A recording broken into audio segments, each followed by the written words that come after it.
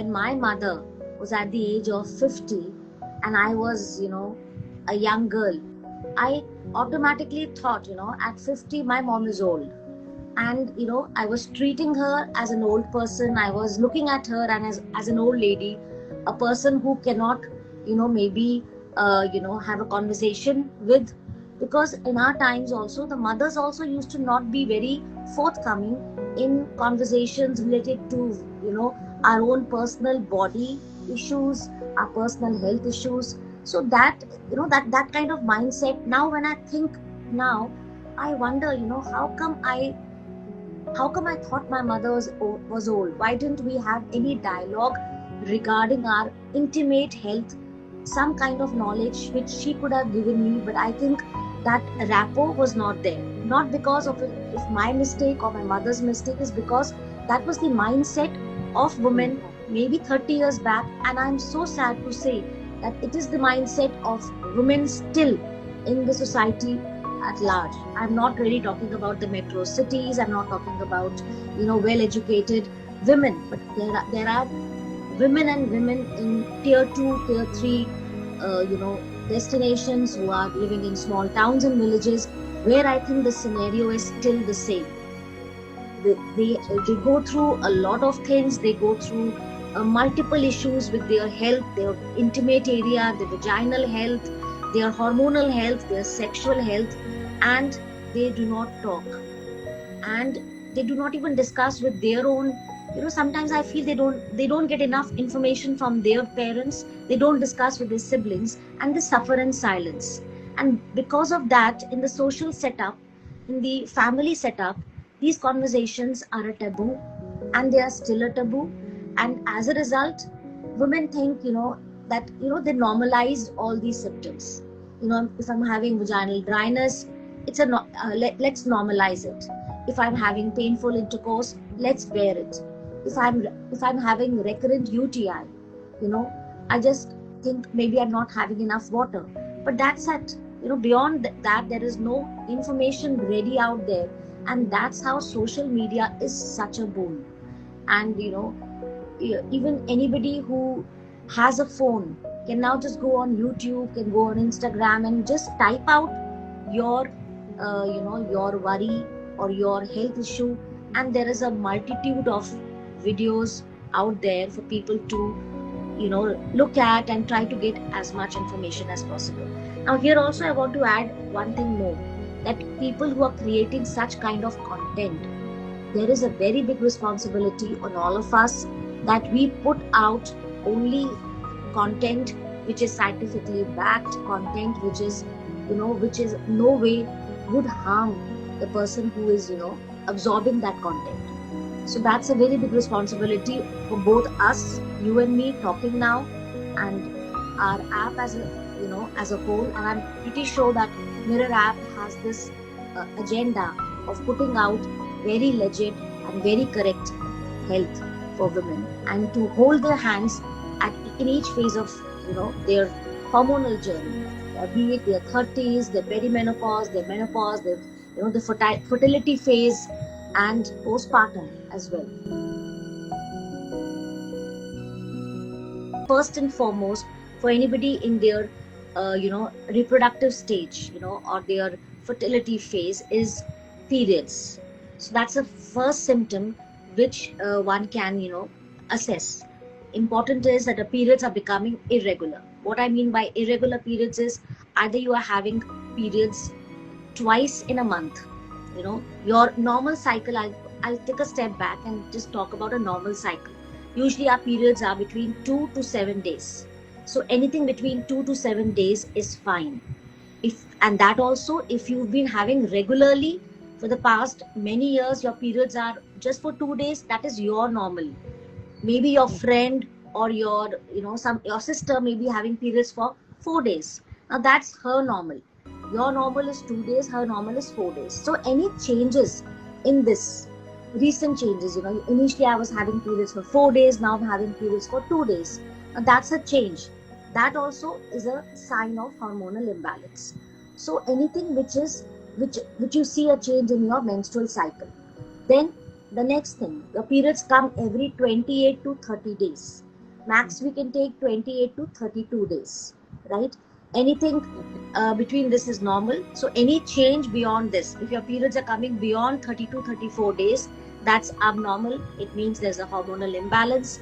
If your periods are coming lesser than 20, earlier than 28 days, if they're coming after every 20, 22 days, and it's not been like that before, that's a red flag, that something is internally changing inside you, and that is the chemicals released in the body, which we call the hormones. So any kind of hormonal imbalance, the first is the change in your menstrual cycle. Then the second is the flow. Suppose you are having a mild and a moderate flow, and for the past few months you notice that your flow has become very heavy. That also is a warning sign. Then the passage of clots. Initially you are having, regular periods, semi-solid pieces are coming out. That's normal. But then again, if the clots are bigger, then maybe a 2 rupee coin, bigger than that. So that means that something is wrong somewhere. Yes, something is wrong somewhere. That's also an important red flag. Then changes in your discharge. We have vaginal discharge. So certain amount of vaginal discharge is absolutely normal. It varies according to the hormonal changes during your cycle. It increases at the time of ovulation, it goes down, it comes, before the periods and after the periods, and it settles down. But if you have some kind of discharge which is there throughout the month, and the consistency of the discharge is also changing, something is happening to your chemical balance or your pH of the vagina, your hormones, which is hormone dependent, down there. So that also is an important symptom. You're gaining weight. Gaining weight could be a sign of a change in your thyroid, hormone level. It could be a rise in your prolactin level. So these two hormones, it could be a rise because of your cortisol hormone is rising. So all these hormones, if they have any fluctuations, you can have a weight gain. Also a weight loss, like hypothyroidism. Yes, hypothyroidism is when you have a deficiency of thyroid hormones in your body, your weight gains. But suppose, it's the opposite which happens. You lose the weight. So any kind of gaining of weight and losing of weight is also related to a hormonal issue. Hair thinning, falling of hair, hormonal. Leg cramps, hormonal. Mood fluctuations, mood swings. You're happy at a point of time in the day, and after 1 hour you feel like crying. So that is, you get aggressive, you get an anxious. So all of these are signs of a hormonal imbalance. Hormone in the body is a very good hormone. It prepares us, to take up the challenges in the world, right? It's a fight and a flight. Something happens, you fight or you run. That's a flight. So cortisol hormone has its own ups and downs as per the situation in your environment. But suppose you have an hormonal imbalance. Your estrogen and progesterone hormone are not in the correct ratio in your body, which happens basically very common during your perimenopause time. That time your stress levels shoot up, because along with the estrogen and progesterone, your cortisol hormone also peaks up. So you are in the state of alert all the time because your cortisol is high. So when you are relaxed, it doesn't let you relax. So because of high cortisol level hormones, what happens is that you are all the time stressed, all the time worried, and it affects your sleep. If your mind is all wired and tense, it doesn't let you relax, so that you're not able to sleep properly. That leads to insomnia. Insomnia again causes hormonal imbalance. So you're caught in a chakravyuh, a vicious circle. So that's how important cortisol is. So menstrual hygiene is super important, and I feel very bad because I was working for an NGO long time back, and we used to have these health camps. There used to be a small, uh, Maruti van, and we used to have a mobile clinic in it. And I had to arrange these health checkup camps in the slum areas. So every twice a week, I think we used to go there, and we used to set up camp there for the next 4 hours.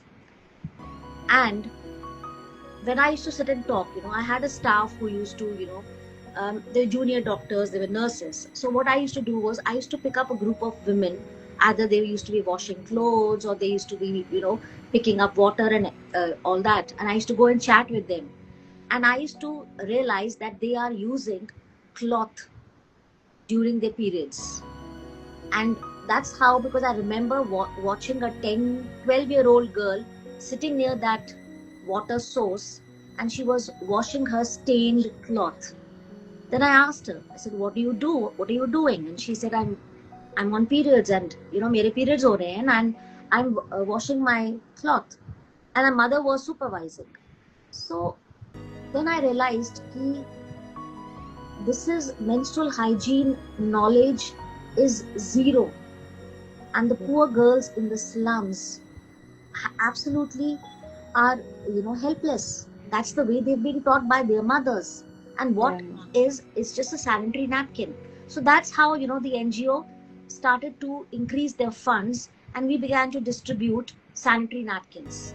So the footfall, the good part was that the footfall to that camp increased. So the girls and the women used to wait for our little van to come, because we used to distribute the sanitary napkins. So that's menstrual hygiene. That is vaginal hygiene. It starts with using sanitary napkins correct way, the correct ones during your periods. So when I talk about hygiene and menstrual hygiene, vaginal health, so it's how it is related.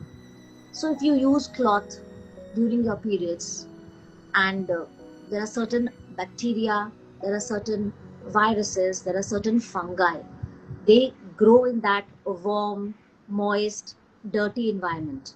So when they grow, they travel up the vagina, they go into the uterus, go into your tubes.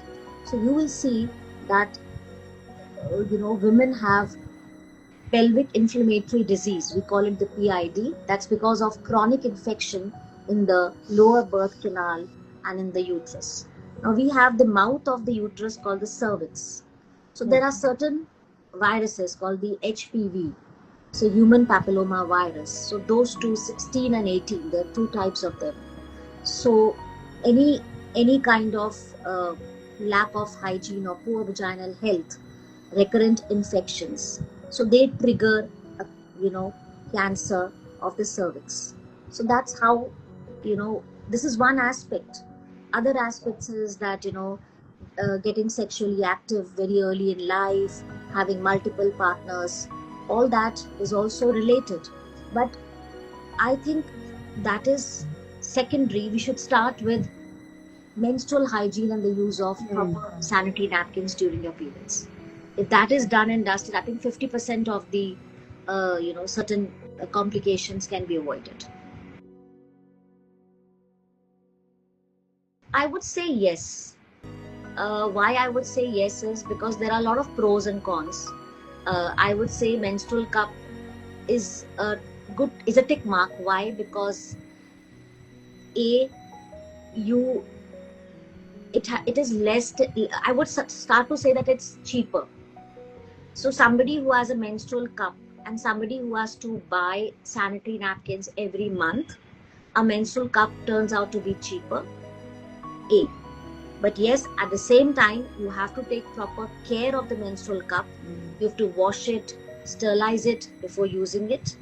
So, like I said, there's pros and cons. So if I talk about someone in the lower socioeconomic class, and for her buying the sanitary napkins, or maybe the mother to provide sanitary napkins for 3 daughters would be very expensive.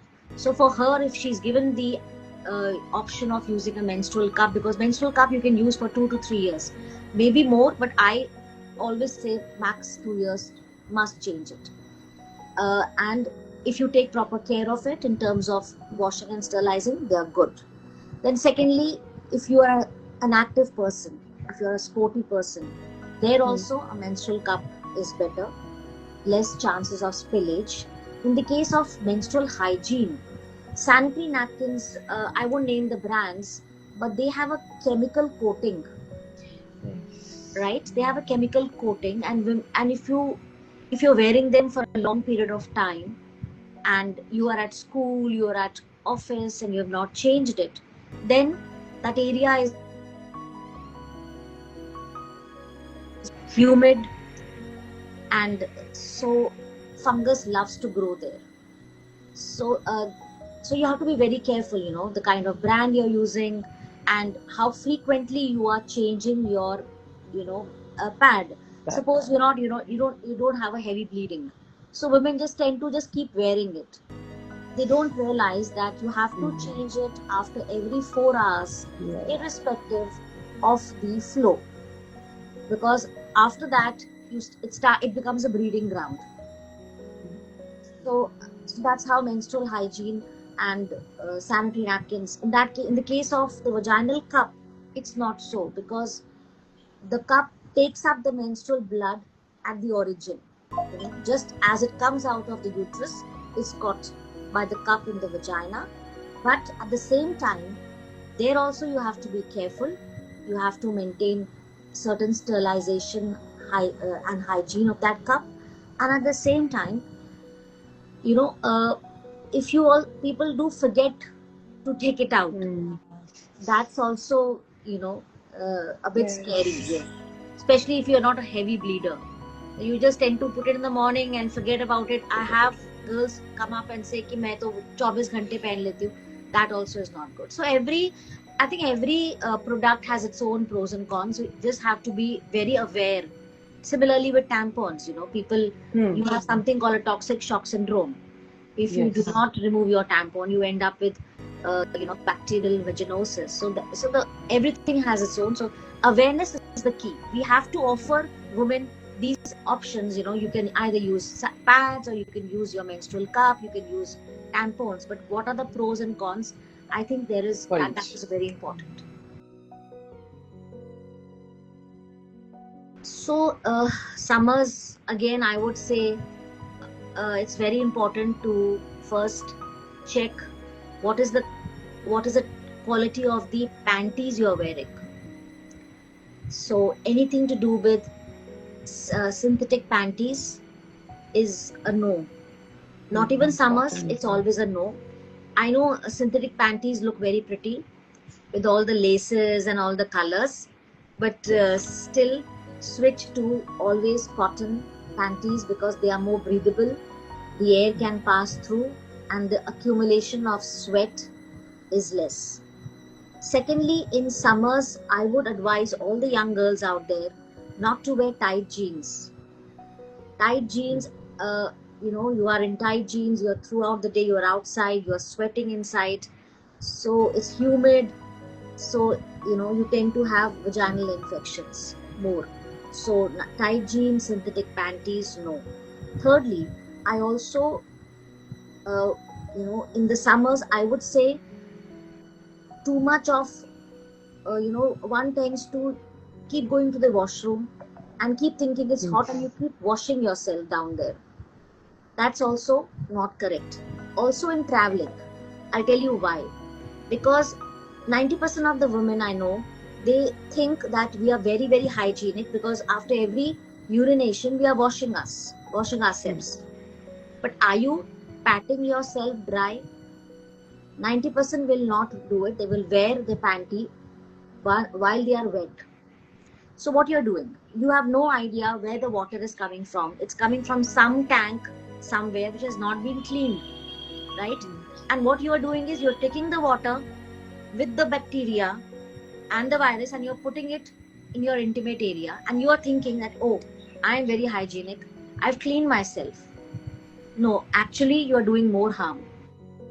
So I would suggest that please do not wash yourself after every urination. You can use a toilet paper, just pat yourself dry, that's it. But if you're washing yourself, you have to dry yourself completely before you're wearing your panties. And women in the summers keep doing this. You go to the washroom, you just wash yourself, thinking, oh, I've done my duty. No, you're doing more harm. Please do not wash yourself after every urination, and if you're doing it, pat yourself dry. So these three things. And traveling, yes, traveling is public washrooms. Now, public washrooms, you have to uh, be very careful. Not because, see, there is a notion that, when you pee in a public washroom, the bacteria will travel up the urinary passage. It's not that. It's the seat, basically, wherein you sit. That seat is the adda, I would say, is a because it's not been cleaned ever. It's a public toilet, so that's the place where all the bacteria sit. And if you sit on the seat, that's where you pick up the bacteria, not through the urinary stream like we think so. So that's why there are so many products now, stand and pee. Yeah. So that's the science behind it. They don't want you to sit. And so you have to keep having a lot of water, because there is chance of UTI, and you should not hold your urine for a long time. So that kind of, because that also messes up with your the pH of the urinary bladder, and it's also UTI also gets started like that. Latest generation, we called it the Gen X or the Z or Alpha or whatever. Alpha or Gen Z. Yeah. So this Alpha. Gen Z is on the social media, and they have the phone, and they have access to all the information, right or wrong. So I think 9 and 10 is the correct age for a mother to have a conversation, because she already knows, the child knows about periods. So it's better that you talk to her and give her the correct knowledge. Maybe she has all the wrong knowledge, or maybe she has partly some knowledge and incomplete information.